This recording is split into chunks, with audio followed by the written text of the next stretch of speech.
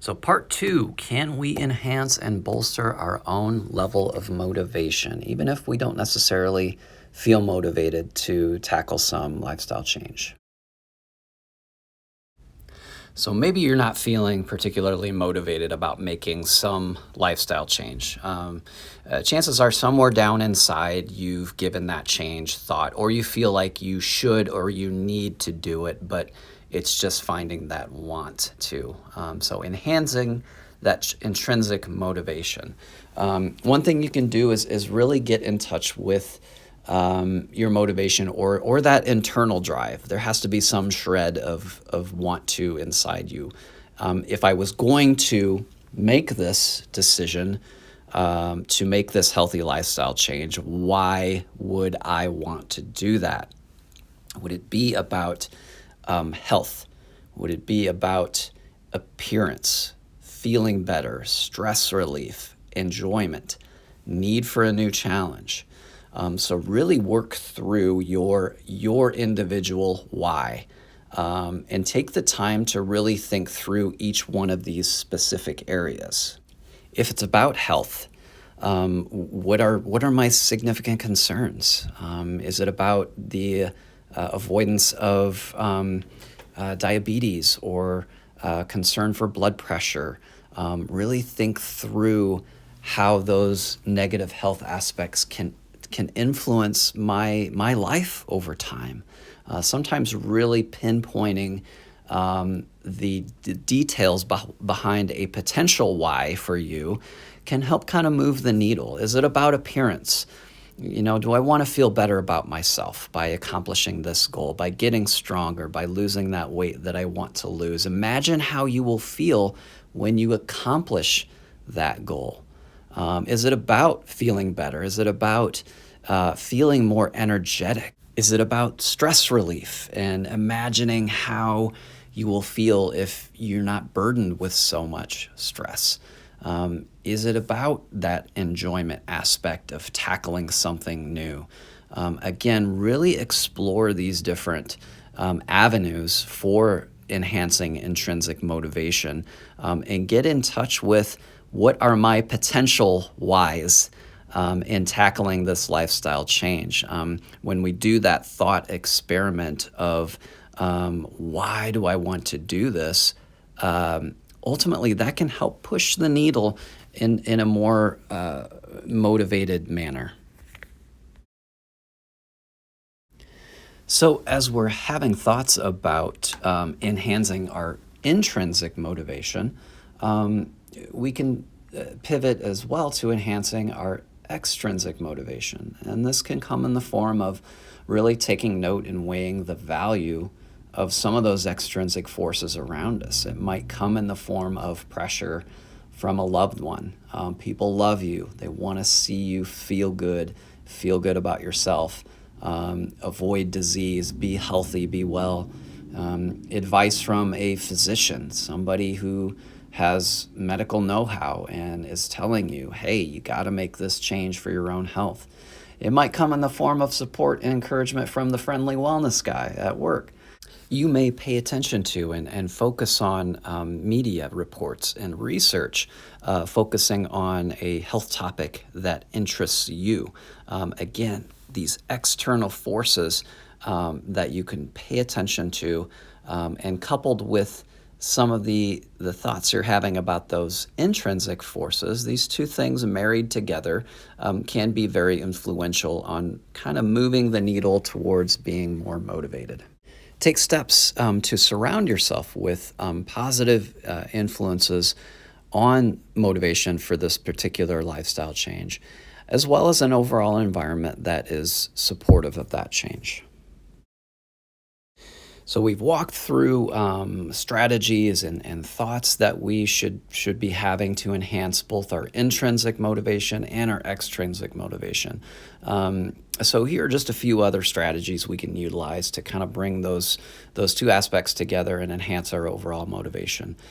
So one thing we can do is focus on the benefits or the rewards of making a lifestyle change, not the difficulties maybe in the challenges that may exist in making that lifestyle change. If we're tackling a lifestyle change, we tend to think about all those difficulties or challenges for that lifestyle change first. Chances are we can probably rattle off a dozen different reasons why it's difficult to make that change. But if we shift that framework to all those positive aspects that we will gain from making that change, feeling better about ourselves, looking better, being more energetic, avoiding chronic disease down the road. Focus first on those benefits of making that change. Another aspect or strategy we can use is to really try to engage your mind with activities and thoughts that support that overall lifestyle change. That may come in the form of reading up about dietary changes for weight loss. That may come in the form of learning about different exercises we can engage in, or different philosophies that are out there with respect to making lifestyle changes. Again, we're kind of immersing ourselves in that change. At least in terms of learning about what we might want to do with that change. And again, we're engaging our mind in that lifestyle change. We're helping to motivate ourselves in doing so. So all these little thought exercises are really rooted in changing your thinking, bolstering your overall confidence, and bringing about a more positive state so that you do feel like you can tackle these changes, and you're feeling more motivated to do so because of the proactive steps you're taking to engage your mind in these potential lifestyle changes. If I was going to do this, what exactly would it look like? How would I tackle that? I've taken that at least mental commitment to learn about that lifestyle change and how it might look for me. Inspiration can be a major influencer on bringing about lifestyle change. So get inspired. Oftentimes, inspiration finds us. We probably all know somebody that has just been through a significant lifestyle change, whether that's getting more active and running road races, or experiencing a significant amount of weight loss, or somebody who is in a diabetic state making changes to the point where they no longer have to make medication. So these are all very inspiring stories that are around us at any given time. But we can also seek out that inspiration. If we don't have that immediate inspiring story to draw from a family or friend, chances are we can find that online by doing some basic research about your given lifestyle change. Chances are you're going to find dozens of stories about individuals who have walked in your shoes, who have been able to accomplish a similar lifestyle change, be it weight loss or improvements in blood pressure or cholesterol, or feeling more energetic, and all these different lifestyle changes. Chances are somebody out there has experienced that and has conquered that lifestyle change. So find those stories of inspiration. They really can help drive you forward as well. So far, we've talked about how our thoughts play a major role in influencing our behaviors and how we feel about wanting to make changes. We've talked about motivation and how we can possibly even take steps to enhance both our intrinsic motivation that's inside of us and to enhance our extrinsic motivation. So now's a good time to talk about goals.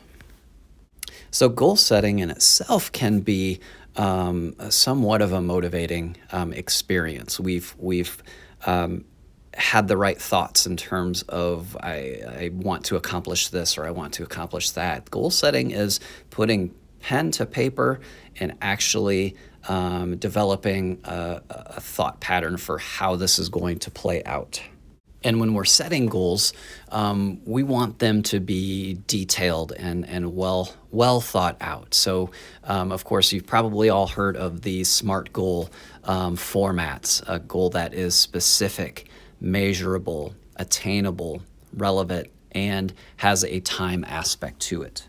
So it's really easy just to have that basic goal of, well, I want to lose some weight, or I need to get more active, and that's my goal, or I want to have better control of my stress, and that's my goal, or improve my blood pressure. So all these are great basic thoughts to have, but it's really easy to stop short with that basic goal and not really see it through in terms of creating that SMART goal. So SMART goals, again, carry that goal formation forward into a very detailed format. So SMART goals start out with a very specific goal in mind. I want to lose 10 pounds. I want to eat and maintain a 1,500 calorie diet. I want to improve my blood pressure, bringing it into a normal range. So these are very specific goals in mind. They should also be measurable.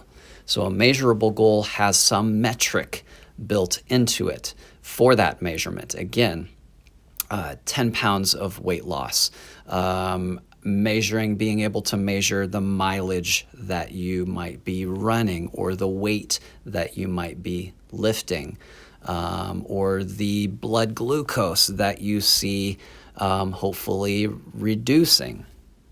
Your SMART goal should be attainable. It should be something that's realistic for you.